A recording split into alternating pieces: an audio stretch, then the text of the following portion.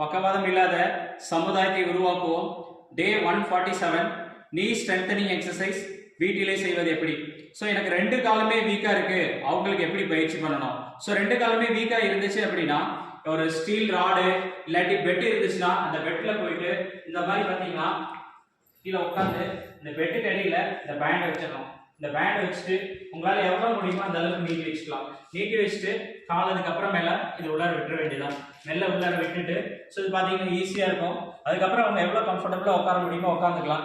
உட்காந்து இந்த மாதிரி ரெஸ்ட் பண்ணிவிட்டு அழகாக இந்த மாதிரி மேலே இழுத்துட்டு ஒரு 10 செகண்ட்ஸ் 1 2 3 4 5 6 7 8 9 10. ஸோ இந்த மாதிரி ரைட்டு லெஃப்ட் ரெண்டு பேரும் வீக்காக, ரெண்டு காலுமே வீக்காக இருந்துச்சுன்னா இந்த மாதிரி அழகாக பண்ணலாம். இது வீட்டிலே ஈஸியாக பண்ணலாம். ஸோ ஃபஸ்ட்டு நான் ரெண்டு காலில் மாட்டிட்டு பண்ணுறது சொல்லி கொடுத்தேன். சார் எனக்கு ரெண்டு சைடுமே வீக்னஸ் இருந்தால் பண்ணுறது அப்படிங்கிறது கேட்டீங்க. அதுக்கு பார்த்தீங்கன்னா இந்த மாதிரி ஈஸியாக பண்ணலாம். ஸோ அடுத்த ஒரு வீடியோவில் பார்ப்போம். தேங்க்யூ.